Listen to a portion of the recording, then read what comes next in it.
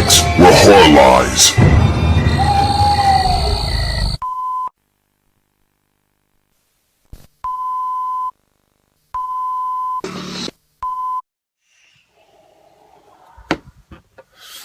Welcome to BodyBags, week 128 here on the channel. It's Saturday. I'm OUTSIDER365. Hello! And it's time for the Saturday review. So, I was actually going to do a different movie this week. I wasn't going to do Poltergeist, the remake, which obviously it says in the title. I was going to do a different one, but me and the wife sat down last night. We were watching the Pablo Escobar, not Narcos, the other documentary on Netflix there. We just kind of finished it off. It's 74 episodes. One season, 74 fucking episodes. But we finished it, and then as one of the suggestions thing, Poltergeist came up, and I hadn't watched it yet, the remake, because I'm a bit reluctant to watch remakes. And yeah, there's been good ones like Texas Chainsaw Massacre, and Friday the 13th was okay, but there's been some dire ones too and stuff like that. But I watched it, and as it's still kind of fresh in my mind, I thought that's the one I'd do today. So Poltergeist, 2015. So this one was directed by Gil Keenan and produced by Sam Raimi. Raimi. So yeah, obviously with Sam on it, it plucked my interest to watch it as well. So as it's a remake, the story is if you're into horror, you've seen the original Poltergeist. You know, you've probably seen the three. The trilogy of the movies that were made in the 80s, and then they did like a television series from, I think it was 96 to 99, Poltergeist the Legacy, but everyone knows the story. The family moved to their house and all that stuff. So the story follows the same thing. You have Eric Bowen and his family, his wife Amy, and then their eldest child Kendra, the son Griffin, and the daughter Madison or Maddie. And they move into this new house. He's unemployed. He's just been made redundant and all this stuff, and the wife's out of work. So how they were eligible to be buying a new house in the first place, don't know. But anyway, they move into this house, and it's pretty much like the day or the second day after that, things start happening.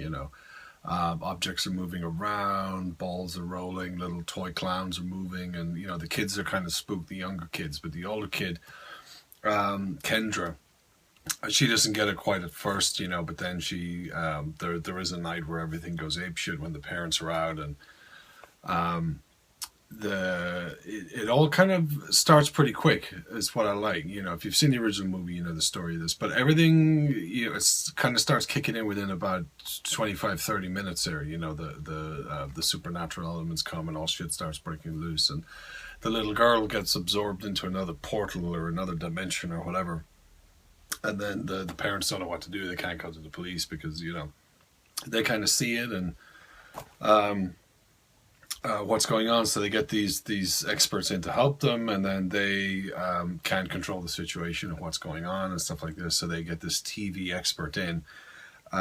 What's his name? This Carrigan Burke, who is like a TV supernatural guy, and he comes in to kind of assist them because it's out of the level of control of the experts they had hired and stuff. And that's it without giving too much of the plot away, because I think a lot of people that might be watching this review have seen Poltergeist. You know what it's about. So how does it hold up and everything, the movie? Pretty fucking well it holds up, I have to say. I was kind of impressed with this as far as remakes go. And like there have been some movies that I've dogged the remakes and stuff, but I don't judge remakes now as in, right, up against each other, frame by frame, this scene versus this frame, this scene versus this scene from the remake original and all that stuff, because that's too much, from just a movie that has taken the name and tried to retell the story and stuff. Really liked this one. Thought it was fucking good. Caught me off guard. The cast in this are absolutely fantastic. And what's his name that plays Eric Boner? Sam Rockwell is just fucking brilliant in this as the dad, Eric, who he's kind of good in everything, and he's not, how should I phrase this? He's not the comedy relief, and he's not like a wise ass cracking one-liners the whole way through it. But he adds a bit of lightness to this movie, because it is a serious horror movie. There's not jokes all the time, but maybe a little bit of a sarcastic tone or the odd remark that it is kind of funny is provided by him, and he does it very fucking well, playing concerned, frightened, all that. but chucks the odd line in here and there that does, add lightness to the whole darkness of the movie. The direction of this by Gil Keenan I thought was brilliant, absolutely fantastic. The special effects in this are really good. They're not the best I've ever seen, but they're very fucking good. There's some very good jump scares in this. Those clowns are spooky as shit.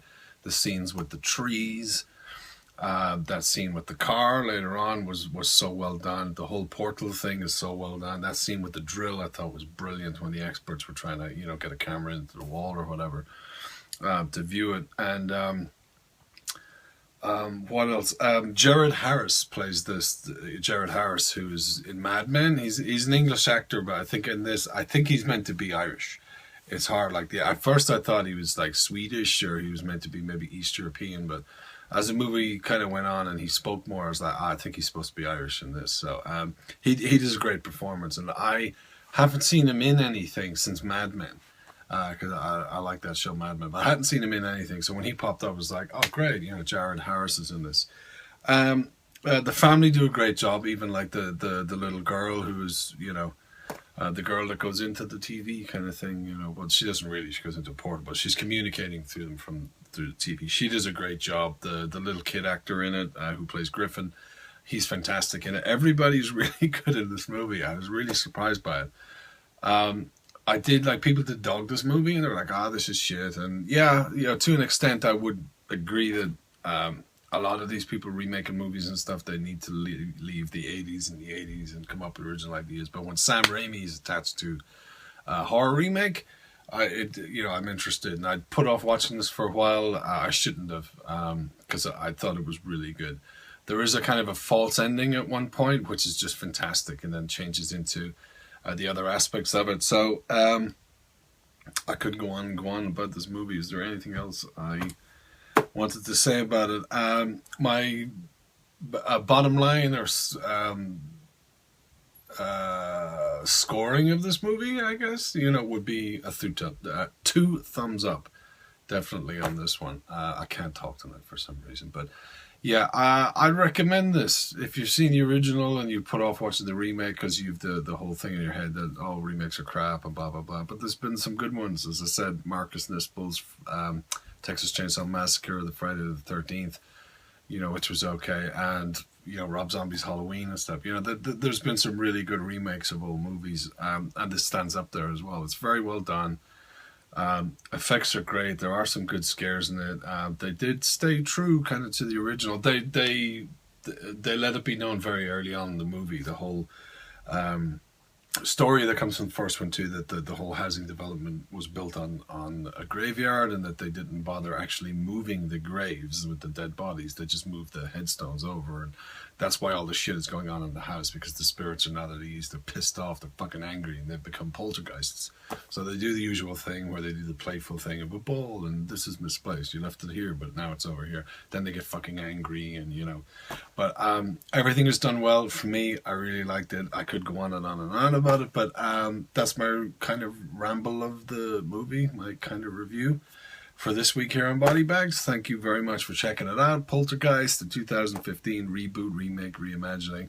As I said already, I give it a two thumbs up. Can't say that tonight. Thought it was really good. Thanks for watching. Back again next week. Have a good one. See you now. Take care, and bye-bye now.